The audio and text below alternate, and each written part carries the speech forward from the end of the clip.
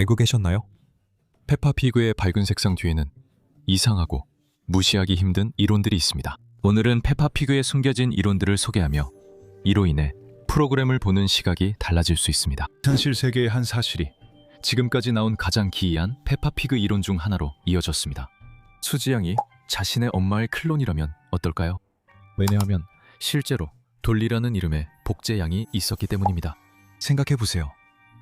쇼에 나오는 대부분의 아이들과 달리 수지는 엄마 양과 거의 똑같이 생겼어요.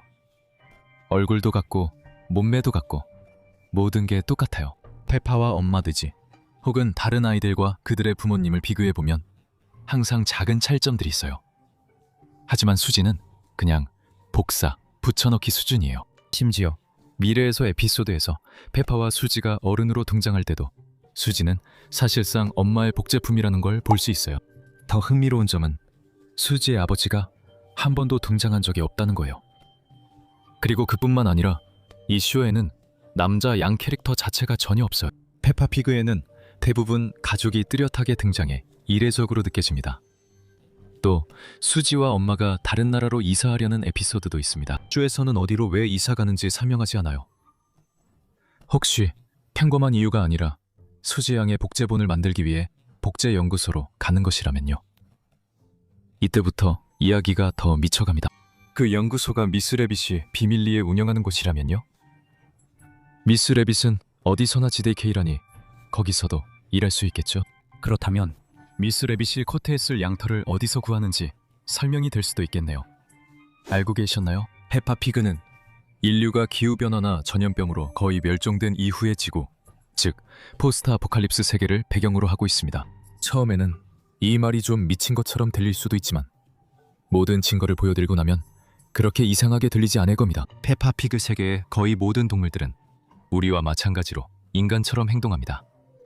그들은 옷을 입고 학교에 가거나 일을 하죠. 그리고 실제 인간은 단 3명뿐입니다. 여왕, 해적, 그리고 산타클로스입니다. 약간의 조사를 해본 결과 이런 현상이 일어난 이유를 찾을 수 있었습니다. 알다시피 페파피그에 나오는 모든 집들은 언덕 위에 있습니다. 언덕 위에 집이 있다는 건 정말 불편한 일입니다. 그래서 분명 이유가 있을 겁니다. 그렇다면 왜 모든 집들이 언덕 위에 있을까요? 아마도 과거의 기후변화로 인해 해수면이 크게 상승해서 대홍수가 일어나 인류가 지구에서 사라졌기 때문일 수 있습니다. 이제 여러분은 만약 모든 인간이 홍수로 사라졌다면 여왕이나 해적, 산타는 어떻게 살아남았는지 궁금할 수 있습니다.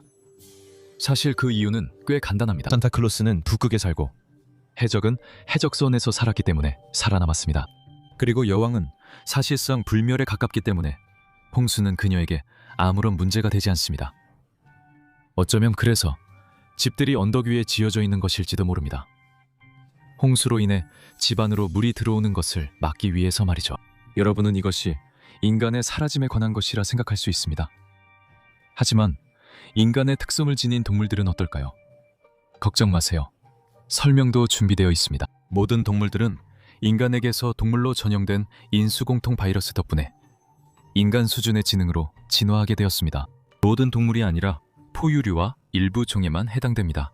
바이러스 때문에 동물들이 인간처럼 행동하게 되었고, 그래서 페파와 다른 동물들이 인간 특성을 가지게 된 것일 수 있습니다.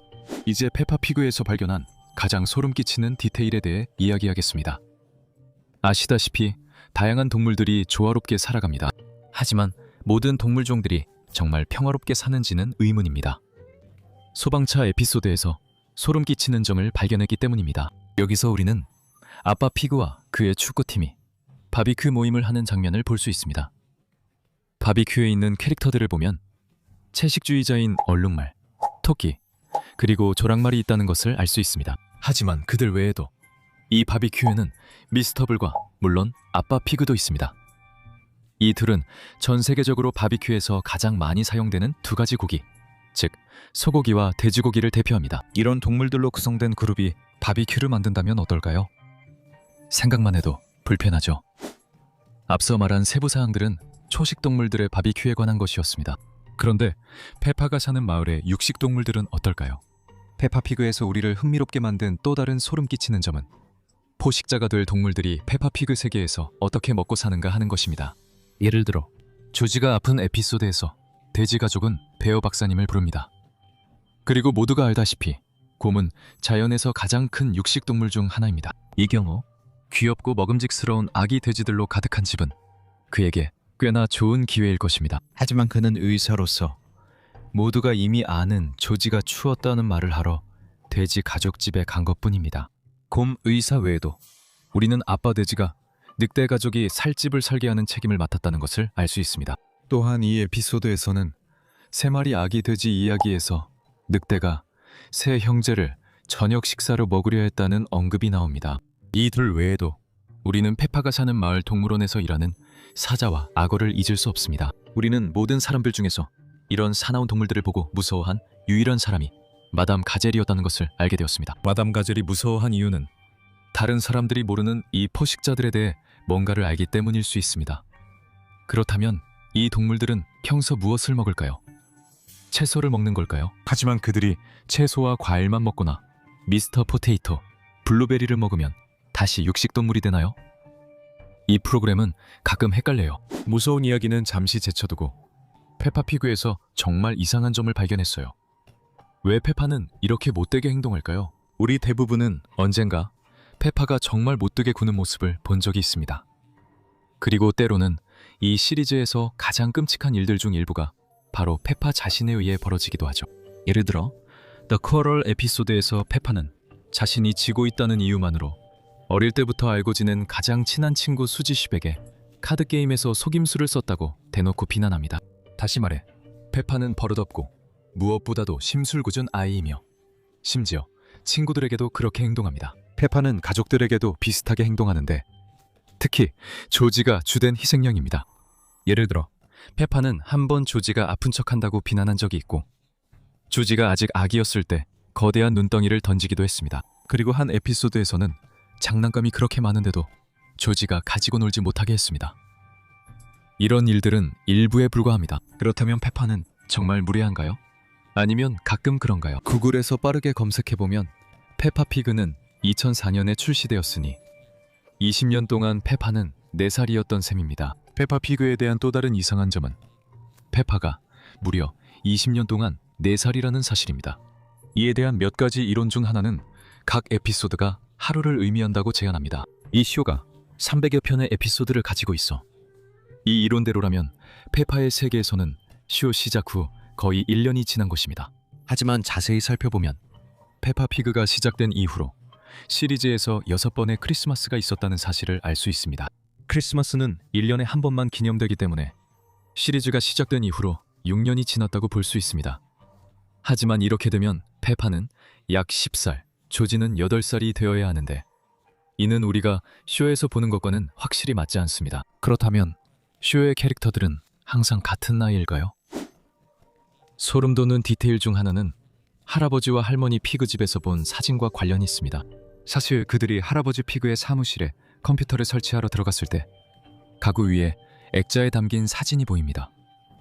그 사진에는 키가 큰 아기 돼지와 작은 아기 돼지가 있습니다. 이 사진이 흑백인 점이 디테일로 사진이 오래됐음을 보여줍니다. 우리는 사진 속 인물이 엄마 피그와 우리가 아직 만나지 못한 그녀의 남동생일 수 있다고 상상합니다. 하지만 아빠 피그의 생일 에피소드에서는 같은 사진이 아빠 피그 책상 위에도 있습니다. 그렇다면 이 사진은 누구일까요? 페파와 조지는 분명 아닙니다.